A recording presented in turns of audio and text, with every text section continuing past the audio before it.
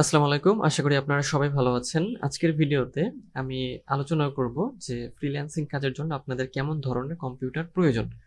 আপনাদের অনেকেরই প্রশ্ন থাকে যে ফ্রিল্যান্সিং এর জন্য কেমন ধরনের কম্পিউটার প্রয়োজন বা কি ধরনের কনফিগারেশনের কম্পিউটার আমাদের ইউজ করতে হবে।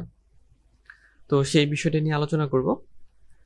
ভিডিওটি শুরু করার আগে যদি আপনি আমার চ্যানেলে নতুন হয়ে থাকেন তাহলে আমার চ্যানেলটি সাবস্ক্রাইব করতে ভুলবেন না। আর যদি অলরেডি সাবস্ক্রাইব করে থাকেন তাহলে আপনাকে অসংখ্য ধন্যবাদ। তো চলুন এখন আমরা আমাদের ভিডিওর মূল আলোচনাটি শুরু করি। তো আমাদের আজকে ভিডিওর বিষয় সেটা হচ্ছে যে ফ্রিল্যান্সিং কাজের জন্য বা ফ্রিল্যান্স কাজের জন্য আমাদের কেমন কম্পিউটার প্রয়োজন। তো এখন কেমন কম্পিউটার প্রয়োজন এর কনফিগারেশন দেওয়ার আগে আমি কয়েকটা বিষয় আপনাদের একটু বলছি। সেটা হচ্ছে যে আপনি যে সেক্টরে কাজ করেন না কেন, আপনি যদি এই বিষয়টা একটু জানেন তাহলে আপনার জন্য কম্পিউটার বিল্ড করা বা পিসি বিল্ড করা অনেক ইজি হবে।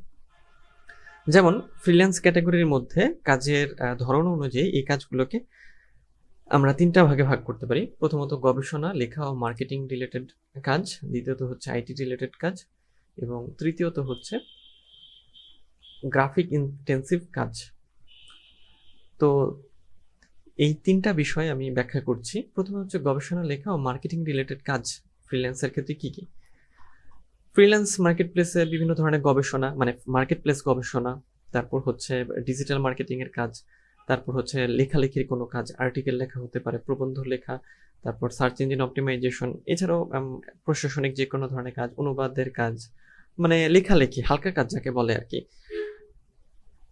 অথবা ভার্চুয়াল অ্যাসিস্ট্যান্ট। তো এই যে হালকা কাজগুলো, এই কাজগুলো যদি আপনি করেন বা আপনার সার্ভিসের ধরন এরকম হয়ে থাকে তাহলে আপনার কিন্তু খুব হাই এন্ডের কম্পিউটার প্রয়োজন নেই। আপনার কিন্তু অল্প কনফিগারেশনের কম্পিউটারেই হয়ে যাবে। কারণ এই গবেষণা, লেখা ও মার্কেটিং এর কাজগুলো করার জন্য সাধারণত কি করতে হয়, বেশিরভাগ সময় অনলাইনে ব্রাউজ করতে হয়, অর্থাৎ অনলাইনে বিভিন্ন ধরনের তথ্য খুঁজতে হয়। তাহলে এই কনফিগারেশনের কম্পিউটারের মূল কাজ হলো বা এই কাজের জন্য যে কম্পিউটার লাগে সেগুলোতে ইন্টারনেট ব্রাউজ করতে হয়। সোজা কথা, অন্য তেমন কিছু আর লাগে না। তেমন কিছু বলতে আসলে কিছুই লাগে না, ওই নেট ব্রাউজ করতে পারলেই হয়ে যায়। এরপরে যেটা সেটা হচ্ছে আইটি রিলেটেড কাজ। এখন আপনি যদি আইটি রিলেটেড কাজ করে থাকেন, আইটি রিলেটেড কাজ কেমন হতে পারে, যেমন হচ্ছে যে আইটি আইটি নিয়ে বিভিন্ন ধরনের কাজ, বিভিন্ন প্রজেক্ট, বিভিন্ন development work, networking, web design and development, mobile and software development, database admin, Dave app engineer, system architect, data analyst. এই কাজগুলো যদি আপনি করেন তাহলে গবেষণা ও মার্কেটিং এর জন্য যে কম্পিউটারের কনফিগারেশন তার চাইতে একটু ভালো কনফিগারেশন আপনার লাগবে, একটু পাওয়ারফুল লাগবে। এরপরে যেটা রয়েছে সেটা হচ্ছে গ্রাফিক ইন্টেন্সিভ কাজ, অর্থাৎ গ্রাফিক রিলেটেড কাজ। তো গ্রাফিক রিলেটেড কাজের মধ্যে কি কি কাজ রয়েছে সেটা হচ্ছে graphics, 3D animation, graphic design, video editing বা ভিডিও সম্পাদনা, voice artist, architecture and engineering, photography, videography, visual effect, game asset designer ও ডেভেলপার ইত্যাদি।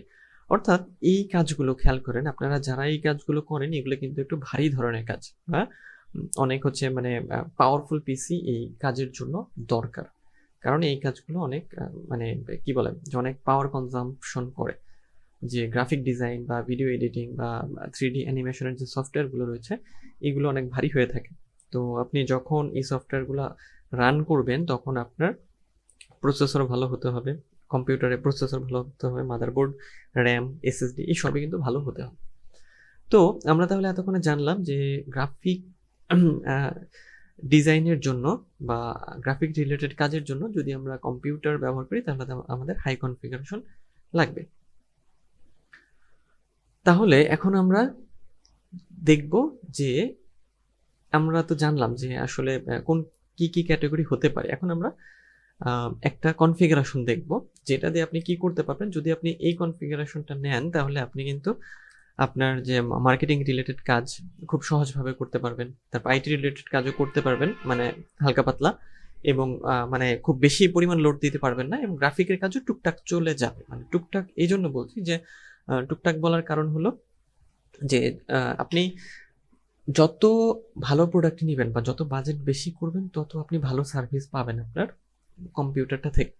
তো শুরুর অবস্থায় আপনি এটা দিয়ে শুরু করতে পারেন যে আপনার সিপিইউটা ইন্টেল কোর i3 হতে হবে, অথবা ডুয়েল কোর, অথবা এএমডি রাইজেনের 3, রাইজেন 3 হতে পারে, রাইজেন 5 হতে পারে।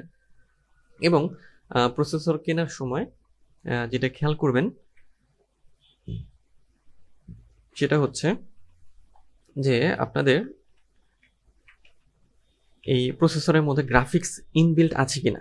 যদি আপনি বাজেট কম্পিউটার কিনতে চান বা আপনার বাজেট খুব কম হয়, তাহলে কিন্তু আপনার প্রসেসরের মধ্যে আপনার বিল্ট ইন গ্রাফিক্স বা জিপিইউ লাগবে।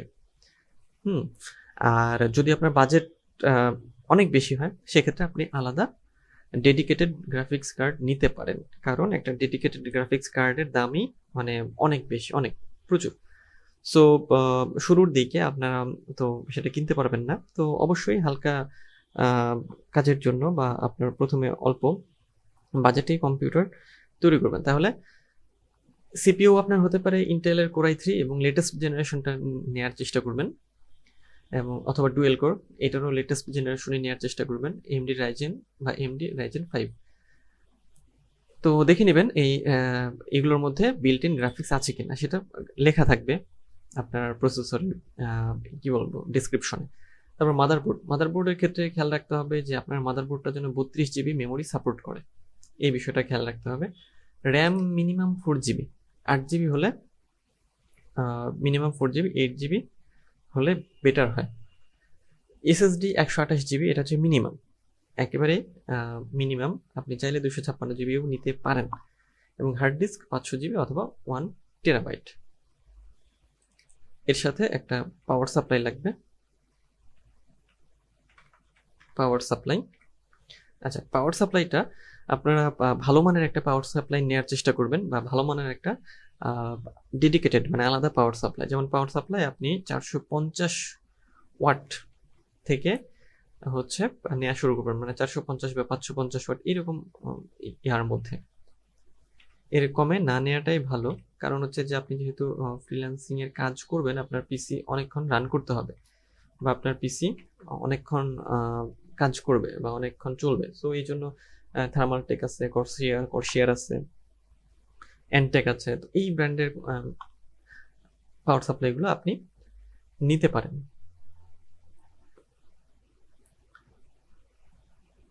এরপরে আমাদের কি লাগবে, আমাদের হচ্ছে মনিটর লাগবে। মনিটর আপনার ইচ্ছা মতো আপনি নিতে পারেন, মনিটর নেওয়ার তেমন কোনো ইয়া নাই। মনিটরের ক্ষেত্রে চেষ্টা করবেন যে একটু আপনি যদি বাজেট কম হয় তাহলে চায়না মনিটর, আর যদি বাজেট বেশি হয় তাহলে ব্র্যান্ড মনিটর।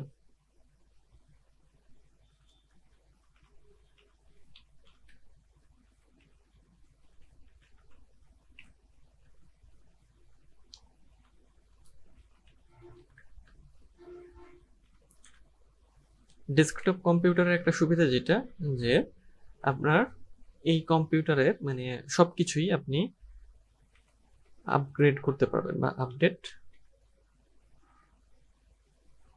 করতে পারবেন। এরপরে আপনার কিবোর্ড অ্যান্ড মাউস, কিবোর্ড এবং মাউসের ক্ষেত্রে আপনি এফোরটেকটা ইউজ করতে পারেন, মানে যদি বেশি দিন ইউজ করতে চান এফোরটেকটা ভালো সার্ভিস দিয়ে থাকে।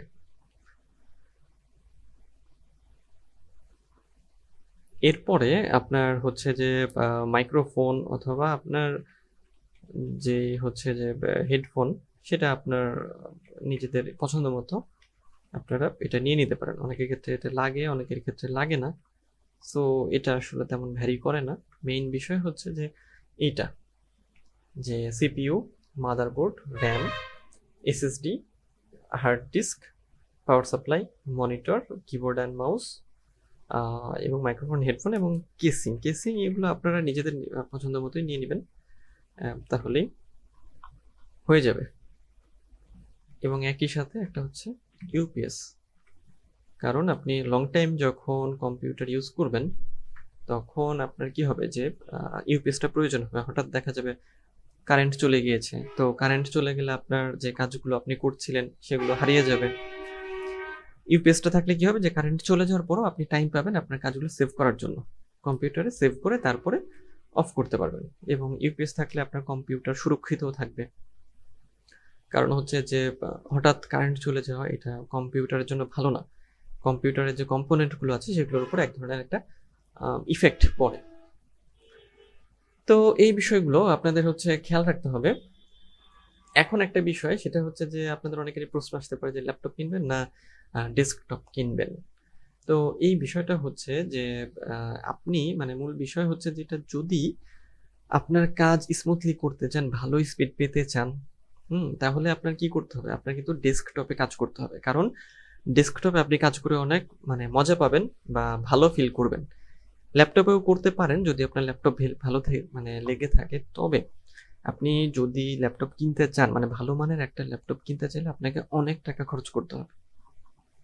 আর সেই টাকার মানে সেই অনেক টাকার তুলনায় অনেক অল্প টাকা দিয়েই আপনি ভালো পিসি কনফিগারেশন তৈরি করতে পারবেন, মানে ভালো পিসি পেয়ে যাবেন।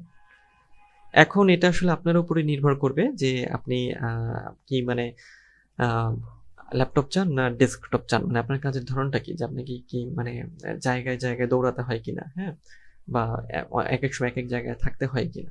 তো সেই ক্ষেত্রে মানে ল্যাপটপের সুবিধা একটা, সেটা হচ্ছে যে পোর্টেবিলিটি।